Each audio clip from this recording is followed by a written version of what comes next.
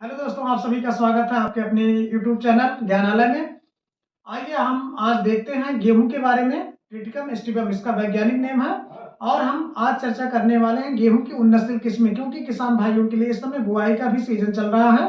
तो उन्नतशील किस्में हम देखते हैं आज, बहुत सी अच्छी अच्छी उन्नतशील वैरायटी जो आप अपने घरों पर बुआई के काम में ला सकते हैं और आपके एग्जाम की दृष्टि से भी आपके लिए उपयोगी है। टीजीटी पीजीटी 2022 के विज्ञापन में, है ना। एग्जाम जब भी हो तो, क्योंकि तैयारी हमको तो करना ही करना है, एग्जाम तो कभी भी हो सकता है।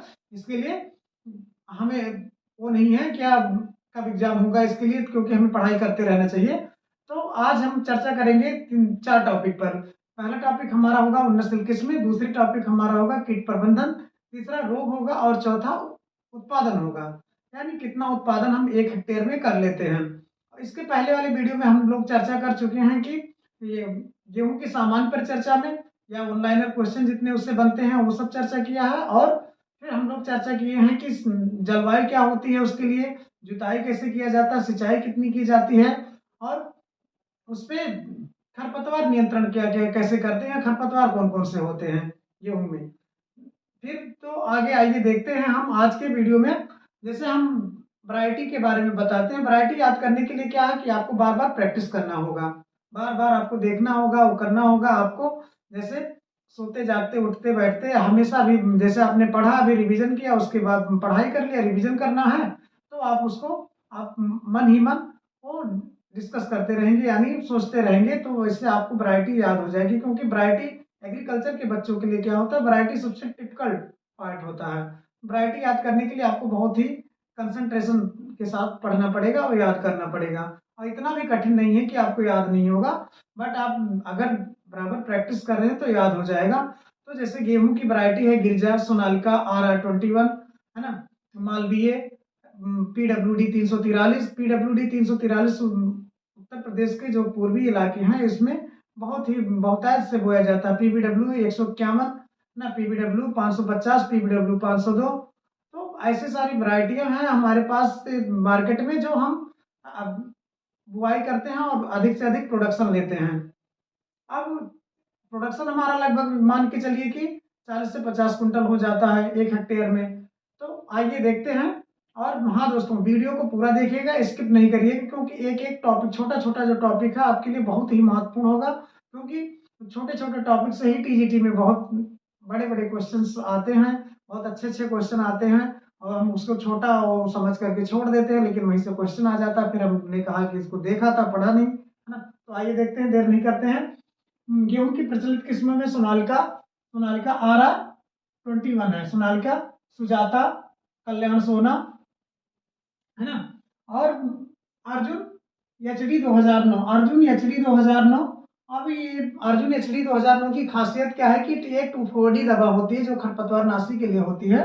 2,4-D क्या होती है, सेलेक्टिव खरपतवार नाशी होती है, यानी कि खरपतवार को चुन के मार देती है और फसलों को छोड़ देती है। अब हमारे पास खरपतवार नाशी दो टाइप के होते हैं, जैसे एक होता है सिलेक्टिव, एक नॉन सेलेक्टिव। नॉन सेलेक्टिव में जैसे आप लोग पैराक्वाट, डाइक्वाट, जैसे आप राउंड अप गाँव पे छिड़काव करते हैं, है ना, वो होता है। अब ये सिलेक्टिव हो गया। 2,4-D के प्रति क्या होती है, अर्जुन 2 HD 2009 क्या है, संवेदनशील है, यानी अगर इसको छिड़काव करते हैं, अगर अर्जुन वैरायटी HD 2009 आप लगाए हैं तो क्या हो जाएगा, ये जल जाएगा खरपतवार की तरह। और गिरजा, गिरजा और सैलजा जो है ये पछेती किस्में हैं। ये पहाड़ी क्षेत्रों में उगाई जाती हैं, उत्तर प्रदेश, हिमाचल, जम्मू कश्मीर, पंजाब या पश्चिम बंगाल के जो होती हैं पर्वतीय क्षेत्रों में उगाई जाती हैं, गिरजा और सैलजा। और इससे भी महत्वपूर्ण वैरायटियां देखते हैं। राज 67, राज 3765, राज 3765। और ये पछेती किस्म है, लोक 1 पछेती किस्म है। मालवीय, मालवीय भी आपकी बहुत अच्छी वैरायटी है, आपके उत्तर प्रदेश में बोई जाती है। WH 147 चपाती बनाने के लिए होती है। और D 134 इसका दूसरा नाम मुक्ता है। देखिए दूसरा नाम पूछा जाता है, क्योंकि कभी कभी सोनालिका दे देगा और पूछ लेगा सोनालिका का दूसरा नाम क्या है, RR 21, तो इसको ध्यान रखिएगा, है ना। अब आइए देखते हैं मुक्ता। D 134 इसका नाम है, आसिंचित क्षेत्रों के लिए, जहां यानी कि सिंचाई की सुविधा आसानी से नहीं है या सिंचाई की सुविधा नहीं उपलब्ध हो पाती है। अब देखते हैं PBW 502 सिंचित क्षेत्र के लिए करनाल बंट जो रोग लगता है गेहूं का, इसके लिए करनाल बंट गेहूं की सबसे मुख्य रोग है और सबसे इंपॉर्टेंट रोग है, क्योंकि यही बार बार पूछा भी जाता है। 502 सिंचित क्षेत्र में करनाल बंट रोग के लिए प्रतिरोधी किस्म है, रोगरोधी है। और देखते हैं, ये सबसे इंपॉर्टेंट वैरायटी है, आपका सबसे महत्वपूर्ण वैरायटी है। उत्तर प्रदेश में इसको बहुत ज्यादा बोया जाता है। PBW 343। अब आ गया PBW 151, PBW 373, PBW 550, WH 711, राज 377। राज 377 भी क्या है, असिंचित क्षेत्र के लिए है, यहाँ जहाँ सिंचाई की कम व्यवस्था होती है। अब आइए हम देख लेते हैं, एक बार फिर से रिवाइज कर लेते हैं। सोनालिका RR21, सुजाता, कल्याण सोना आपका हो गया, अर्जुन HD 2009। ये क्या है, 2,4-D दवा के प्रति संवेदनशील है, यानी अगर इसको छिड़काव कर देंगे इस वैरायटी में तो एक वैरायटी को नुकसान हो सकता है। ठीक, गिरजा सालजा क्या है, उत्तर प्रदेश, हिमाचल, जम्मू कश्मीर, पश्चिम बंगाल में क्या है, ये पर्वतीय क्षेत्रों के लिए है। और फिर राज 3765 है, ये पछेती किस्म, लोक 1 पछेती किस्म है। मालवीय WH 147 चपाती के लिए है, WH 147 के चपाती बनाने के, यानी रोटी बनाने के लिए सबसे अच्छी वैरायटी है। D 134 इसी का दूसरा नाम मुक्ता है, असिंचित क्षेत्रों के लिए है। PBW 502 सिंचित क्षेत्र के लिए, और करनाल बंट जो रोग होता है इसके प्रति रोगरोधी होती है।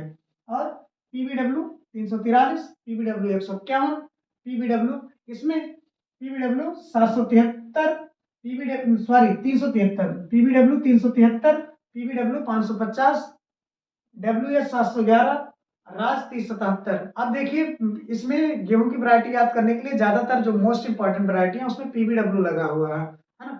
ठीक, तो अब आइए देख लेते हैं कीट प्रबंधन। इसमें कीट कौन कौन से लगते हैं।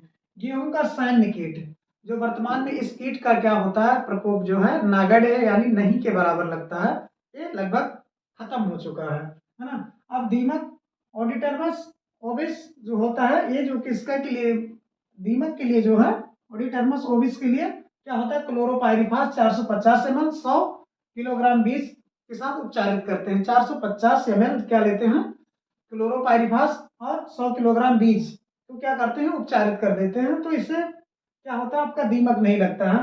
और जब इसको खड़ी फसल में उपयोग करते हैं, खड़ी फसल में क्लोरोपाइरिफास 4 लीटर पर हेक्टेयर की दर से सिंचाई के साथ देते थे, यानी सिंचाई के पानी में उसको छिड़क देते हैं। ठीक, और भंडारण के लिए, भंडारण में जो कीट लगते हैं हमारे, वो होते हैं खपरा बीटल, ट्राइकोडर्मा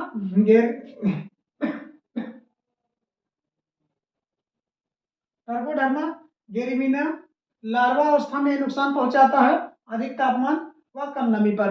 ये लगता है जो आपका खपरा बीटल है, लार्वा अवस्था में नुकसान करता है अधिक तापमान व कम नमी जहां होती है। गुलाबी छेदक सेसिमिया इनिफ्रेंस गेहूं के तने पर, गेहूं के तने पर डेड हेड के लक्षण पैदा करता है ना। और चूहा, आप तो जानते ही चूहा गेहूं को कितना नुकसान पहुंचाता है। चूहे के नियंत्रण के लिए जिंक फॉस्फाइड यूज करते हैं। वो क्या करते हैं, जिंक 2% चूर्ण के लिए 47 भाग आटा और 2 भाग तेल लेते हैं, से 20 चूहा तैयार करते हैं और 6 ग्राम पर आबाद या माद जो उसका बिल होता है उसमें डाल देते हैं। ब्रोमोडियो लोन 0.005% के प्रति आबाद मान में डाल देते हैं। अब इसकी उपज है जो है 40 से 50 कुंटल पर हेक्टेयर होती है।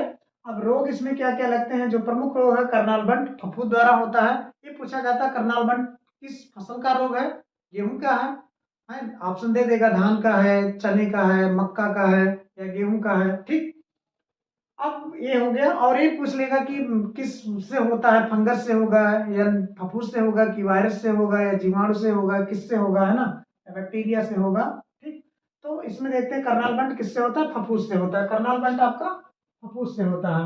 नियंत्रण गाबास्टिन अथवा बीटावैक्स रसायन 2.5 ग्राम क्या करते हैं पर केजी बीज के साथ क्या करते हैं, संशोधित करते हैं। ठीक, और सेहू रोग होता है जो सूत्रकृमि द्वारा होता है। ठीक, आपका ये आज का वीडियो कैसा लगा आप लोगों को कमेंट सेक्शन में जरूर बताइएगा, और हमारे चैनल को लाइक शेयर एवं सब्सक्राइब कीजिएगा। धन्यवाद।